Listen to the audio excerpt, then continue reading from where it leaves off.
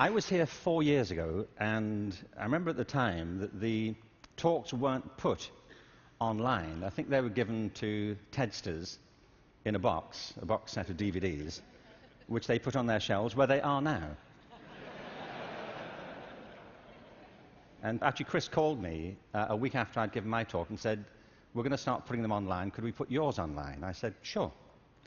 And 4 years later, as I said, it's been seen by it's been downloaded 4 million times. So I suppose you could multiply that by 20 or something to get the number of people who've seen it. And as Chris says, there is a hunger for videos of me. You know.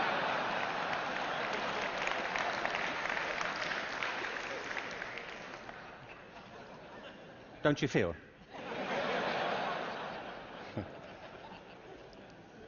So this whole event has been an elaborate build-up to me doing another one for you, so here it is. Al Gore spoke at the TED conference I spoke at 4 years ago and talked about the climate crisis, and I referenced that at the end of my last talk. So I want to pick up from there, because I only had 18 minutes, frankly. And so as I was saying,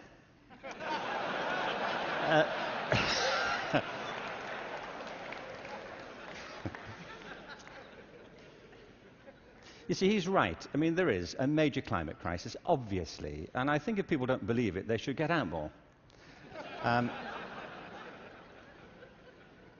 But I believe there's a second climate crisis, which is as severe, which has the same origins, and that we have to deal with the same urgency. And I mean by this, and you may say, by the way, look, I'm good. You know, I have one climate crisis. I don't really need a second one. But this is a crisis of not natural resources, though I believe that's true, but a crisis of human resources. I believe fundamentally, as many speakers have said during the past few days, that we make very poor use of our talents. Very many people go through their whole lives having no real sense of what their talents may be, or if they have any to speak of. I meet all kinds of people who don't think they're really good at anything. Actually, I kind of divide the world into two groups now. Jeremy Bentham, the great utilitarian philosopher, once spiked this argument. You know, he said there are two types of people in this world: those who divide the world into two types, and those who do not. Well, well, I do. And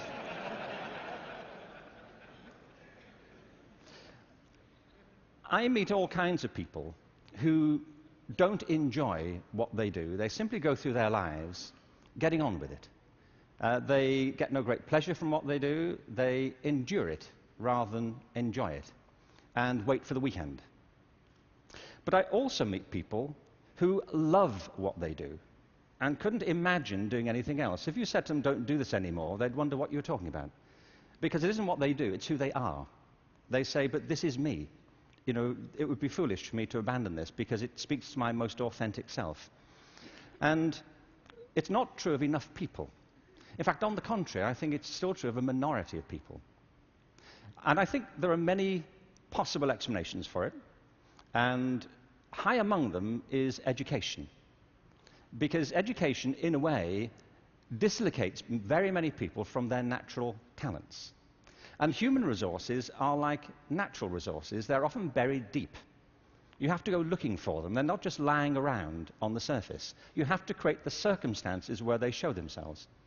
And you might imagine education would be the way that happens, but too often it's not. Every education system in the world is being reformed at the moment, and it's not enough.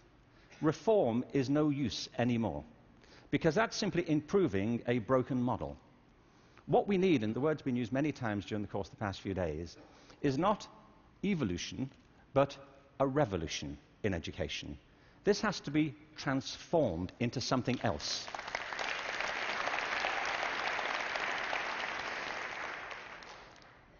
One of the real challenges is to innovate fundamentally in education. Innovation is hard. because it means doing something that people don't find very easy for the most part. It means challenging what we take for granted, things that we think are obvious. The great problem for reform or transformation is the tyranny of common sense. Things that people think, well, they can't be done any other way because that's the way it's done. I came across a great quote recently from Abraham Lincoln, who I thought you'd be pleased to have quoted at this point. He said this in December 1862 to the second annual meeting of Congress. I ought to explain that I have no idea what was happening at the time. We don't teach American history in Britain. We suppress it. You know, this is our policy, so... So no doubt something fascinating was happening in December 1862, which the Americans among us will be aware of. But he said this: the dogmas of the quiet past are inadequate to the stormy present. The occasion is piled high with difficulty, and we must rise with the occasion. I love that. Not rise to it, rise with it. As our case is new, so we must think anew and act anew. We must disenthrall ourselves, and then we shall save our country. I love that word, disenthrall. You know what he means? That there are ideas that all of us are enthralled to, which we simply take for granted as the natural order of things, the way things are. And many of our ideas have been formed not to meet the circumstances of this century, but to cope with the circumstances of previous centuries. But our minds are still hypnotized by them, and we have to disenthrall ourselves of some of them. Now, doing this is easier said than done. It's very hard to know, by the way, what it is you take for granted. And the reason is that you take it for granted. So let me ask you something you may take for granted. How many of you here are over the age of 25? That's not what I think you take for granted. I'm sure you're familiar with that already. But are there any people here under the age of 25? Great. Now, those over 25, could you put your hands up if you're wearing a wristwatch? Now, that's a great deal of us, isn't it? Ask a room full of teenagers the same thing. Teenagers do not wear wristwatches. I don't mean they can't or they're not allowed to. They just often choose not to. And the reason is, you see, that we were brought up in a pre-digital culture, those of us over 25, and so for us, if you want to know the time, you have to wear something to tell it. Kids now live in a world which is digitized, and the time for them is everywhere. They see no reason to do this. And by the way, you don't need to do it either. It's just that you've always done it, and you carry on doing it. My daughter never wears a watch. My daughter Kate, who's 20, she doesn't see the point. You know, as she says, you know, like, it's a single-function device. You know, like... Like, how lame is that? You know, and I say, no, it tells the date as well. You know, it has multiple functions. But you see, there are things we're enthralled to in education. Let me give you a couple of examples. One of them is the idea of linearity. That it starts here, and you go through a track, and if you do everything right, you will end up set for the rest of your life. Everybody who's spoken at TED has told us implicitly or sometimes explicitly a different story. That life is not linear, it's organic. We create our lives symbiotically as we explore our talents in relation to the circumstances they help to create for us. But you know, we have become obsessed with this linear narrative. And probably the pinnacle for education is getting you to college. I think we are obsessed with getting people to college. Certain sorts of college. I don't mean you shouldn't go to college, but not everybody needs to go, and not everybody needs to go now. Maybe they go later, not right away. I was up in San Francisco a while ago doing a book signing. There was this guy buying a book. He was in his 30s, and I said, "What do you do?" And he said, "I'm a fireman." And I said, "How long have you been a fireman?" He said, "Always. I've always been a fireman." And I said, "Well, when did you decide?" He said, "As a kid." He said, "Actually, it was a problem for me at school, because at school, everybody wanted to be a fireman." He said, "But I wanted to be a fireman." You know, and he said, "When I got to the senior year of school, my teachers didn't take it seriously. This one teacher didn't take it seriously. He said, I was throwing my life away if that's all I chose to do with it. that I should go to college, I should become a professional person, I had great potential, and I was wasting my talent to do that. And he said it was humiliating because he said it in front of the whole class, and I really felt dreadful. But it's what I wanted. And as soon as I left school, I applied to the fire service and I was accepted. And he said, I was thinking about that guy recently, just a few minutes ago when you were speaking about this teacher. He said, because 6 months ago, I saved his life. He said he was in a car wreck, and I pulled him out, gave him CPR, and I saved his wife's life as well. He said, I think he thinks better of me now.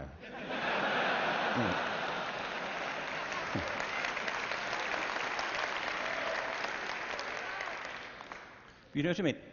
Human communities depend upon a diversity of talent, not a singular conception of ability. And at the heart of our challenges,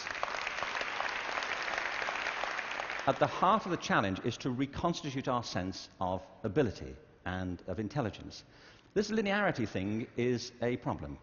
When I arrived in LA about 9 years ago, I came across a policy statement, very well intentioned, which said college begins in kindergarten. No, it doesn't.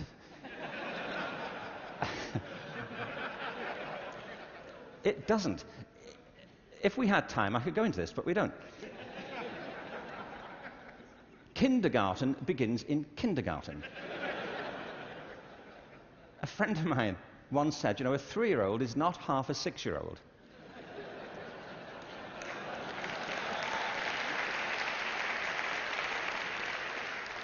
They're 3. But as we just heard in this last session, there's such competition now to get into kindergarten, to get to the right kindergarten, that people are being interviewed for it at 3. Kids sitting in front of unimpressed panels, with their resumes. Flicking through it, saying, what, this is it?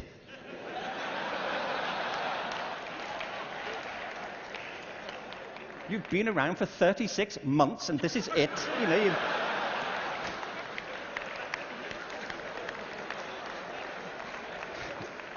You've achieved nothing.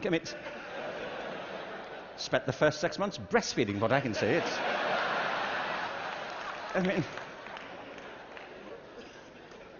It's outrageous as a conception, but it tracks through. The other big issue is conformity. We have built our education systems on the model of fast food. This is something Jamie Oliver talked about the other day. There are 2 models of quality assurance in catering. One is fast food, where everything is standardized. The other are things like Zagat and Michelin restaurants, where everything is not standardized. They're customized to local circumstances. And we have sold ourselves into a fast food model of education. And it's impoverishing our spirits and our energies as much as fast food is depleting our physical bodies.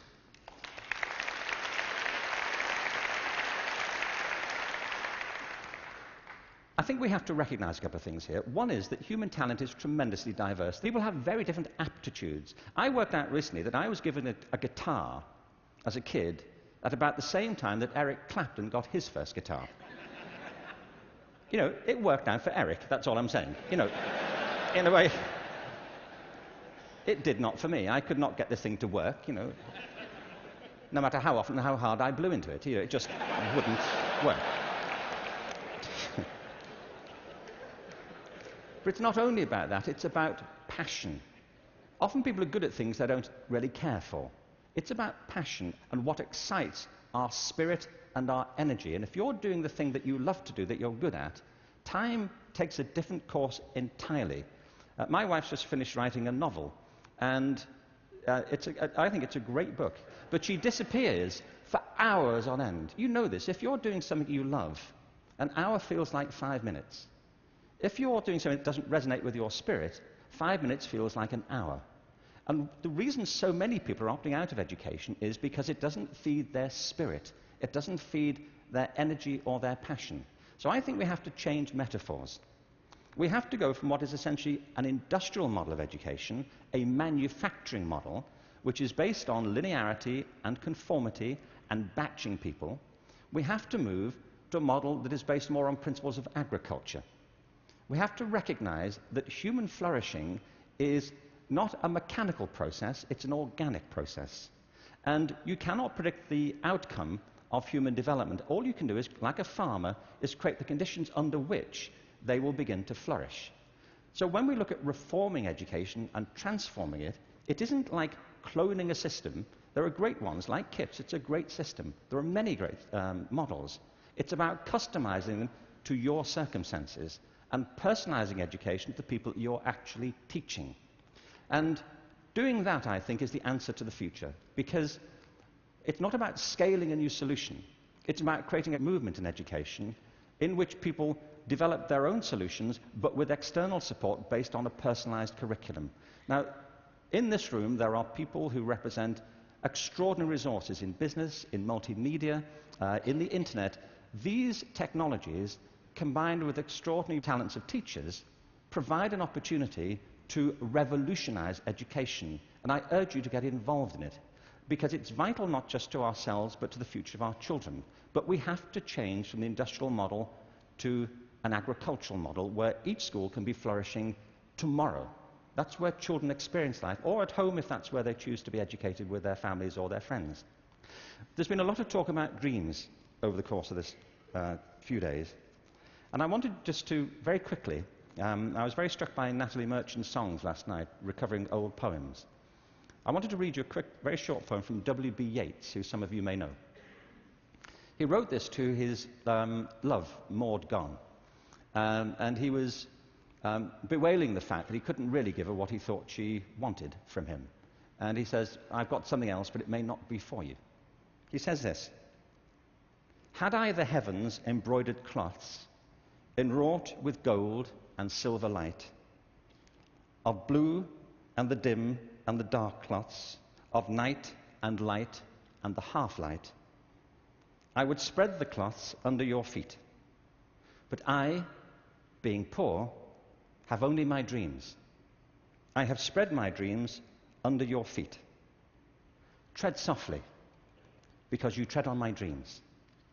And every day, everywhere, our children spread their dreams beneath our feet. And we should tread softly." Thank you. Thank you very much.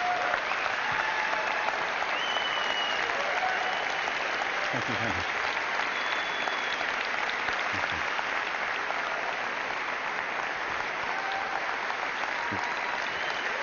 Thank you very much.